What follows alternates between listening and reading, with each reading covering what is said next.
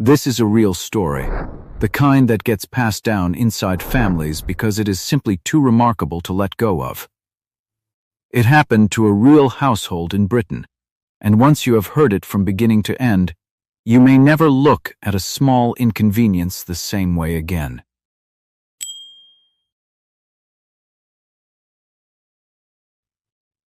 If you want your faith in God to stay strong even when life feels unfair, if you want a fresh reminder of His mercy and His wisdom quietly working behind the scenes of your own life, hold on to this story.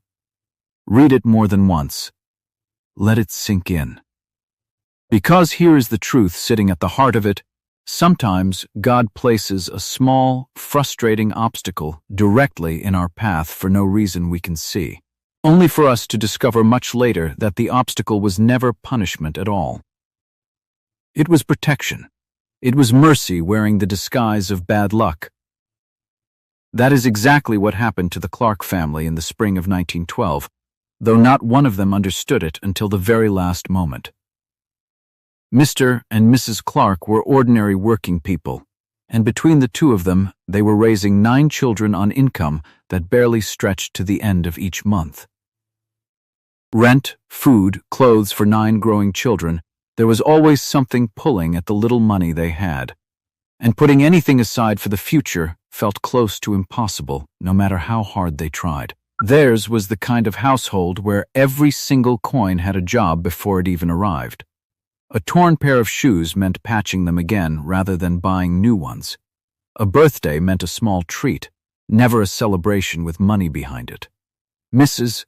Clark managed the kitchen the way a careful accountant manages a ledger, stretching whatever came in just far enough to reach the next payday, and Mr. Clark took on whatever extra work he could find on top of his regular job, simply to keep the household standing upright. Neither of them complained out loud very often.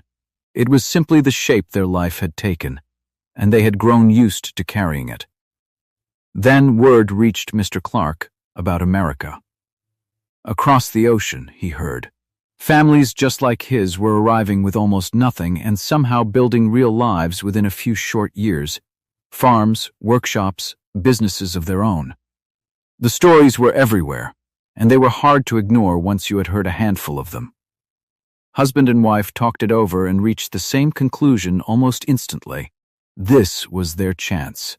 The only real obstacle left standing in their way was money, and not a small amount of it. Moving 11 people across the Atlantic Ocean does not come cheap. So they got to work.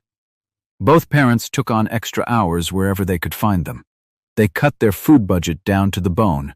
They went without new winter coats even as the weather turned cold around them. They borrowed money from relatives who could barely spare it, sold the small piece of family land that had been passed down for generations, and finally put up their own home as security against the rest.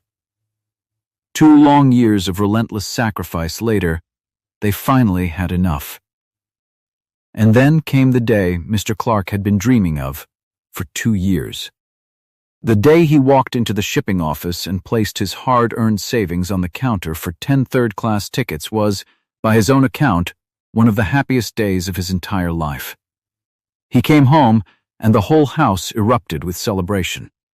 Friends threw farewell gatherings in their honor. Bags were packed and repacked.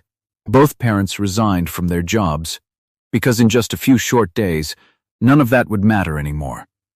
A new life was waiting for them. 3 days before the ship was due to sail, everything changed. One of the Clark boys went out to say a final goodbye to a friend nearby, expecting nothing more eventful than a short walk there and back before bedtime. On the walk home, a stray dog came out of nowhere and bit him on the leg, just below the knee, hard enough to draw blood and send him running the rest of the way home in tears. Mr. Clark rushed him straight to a doctor, who cleaned the wound and treated it without much alarm at all. But there was a rule in place at the time, one neither parent had given a single thought to until that very moment. Any household with a possible dog bite case had a yellow notice placed on its front door, and under that notice, nobody inside the house was permitted to travel anywhere until the patient was formally cleared by a physician. The doctor placed that yellow notice on the Clark family's front door that same afternoon. Just like that, the family was legally forbidden from boarding their own ship. It felt like the end of the world. 2 years of going without, sacrificing, borrowing, every bit of it suddenly worthless because of a dog neither the boy nor anyone else had ever laid eyes on before. Mr. Clark rushed back to the shipping office the next morning hoping for a refund, only to learn that the deadline for refunds had already passed days earlier. Every shilling the family had scraped together was simply gone, with nothing left to show for it. On the day the ship finally left the harbor, the Clarks stood on the dock and watched it sail away without them, their entire future disappearing slowly over the horizon. There were tears that day, and there was anger too. Mr. and Mrs. Clark, in their grief, turned and blamed their own son, the boy whose injury had supposedly cost the family everything they had worked for. The weeks that followed were dark ones. Their home was mortgaged. Their land was gone. Both parents were unemployed, and friends kept cheerfully asking when the family was finally setting off for America, a question that landed harder each time it was asked. The Clarks barely left the house anymore. The quiet blame toward their son never fully lifted. Then one morning, a neighbor showed up at their door, a newspaper folded under his arm, his face pale with shock. He told them to sit down before he said another word. The newspaper he was holding carried news of a disaster at sea. The largest, most advanced passenger ship ever built had struck something in the North Atlantic and gone down overnight, taking more than 1,500 lives down with it. Mr. Clark took the paper from his hands and read the name of the ship for himself, slowly, just to be sure. It was the Titanic, the very ship his family should have been standing on. What happened in that house next can only be described as pure, overwhelming gratitude. Mr. Clark cried out, "Thank God," and could not stop saying it. He ran to his son, the same boy he had blamed only days earlier, and held him, thanking him again and again as if the child himself had personally saved every life under that roof. One by one, the rest of the family did exactly the same. Thank God, thank God, thank God, they kept saying it, because in that moment there was truly nothing else big enough to say. Hours earlier, that boy had believed he had destroyed his family's entire future. By that same afternoon, he had become the reason every single one of them was still alive to hear the news at all. Neighbors who had gently teased the Clarks about missing their big voyage now showed up at their door to celebrate with them. Mr. Clark, who had spent weeks convinced he was the unluckiest man alive, realized in a single instant that he might actually be one of the luckiest men in all of Britain. And the only words that felt big enough for what he was feeling were the simplest ones available to him, thank God. That gratitude changed the entire direction of his life. Instead of trying once more for America, Mr. Clark chose to build something right where he already stood. He and his family went into the shoemaking trade, and over the years that followed, their small business grew into something known and respected far beyond their little town, all because of a dog bite that, at the time, had felt like the cruelest stroke of bad luck imaginable. Stop for a moment and think about how close this came to going the other way.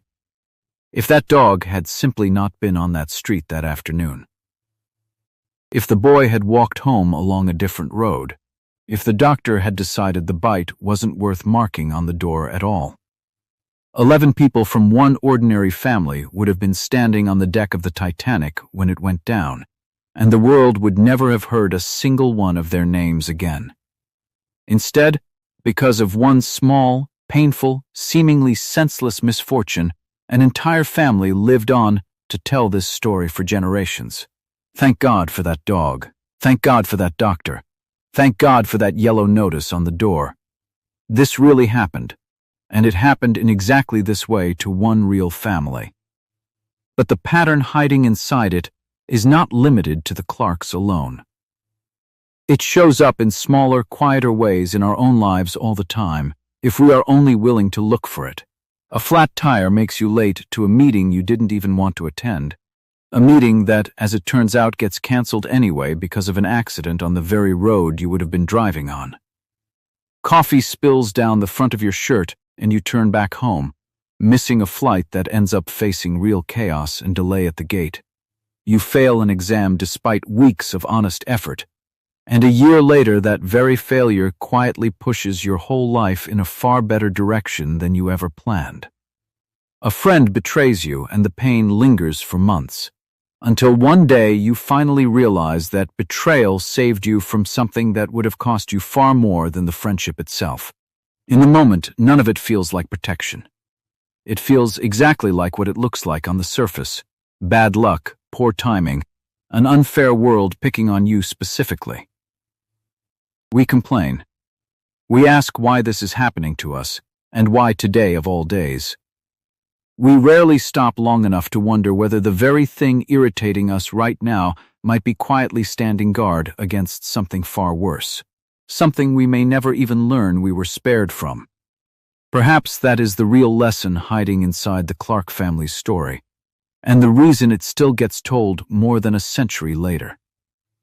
It isn't that every single hardship is secretly good news wearing a disguise. It is simpler than that. We are almost never in a position, in the moment itself, to know which kind of day we are actually having. The flat tire might just be a flat tire and nothing more. Or it might be the yellow notice quietly appearing on someone else's door, doing its quiet work long before anyone understands why. So the next time something small goes wrong in your life, before frustration takes over completely, try saying this instead, quietly, to yourself: "Oh my Lord, thank you. I don't understand your wisdom right now, and maybe I never fully will. But I trust that what you have decided for me cannot be wrong. Maybe you are protecting me from something far greater than I can see. Thank you, my Lord." And then keep walking forward anyway, carrying whatever trust you can hold on to, the same way the Clark family did. All the way up to the morning a neighbor knocked on their door with a newspaper folded under his arm. Thank God,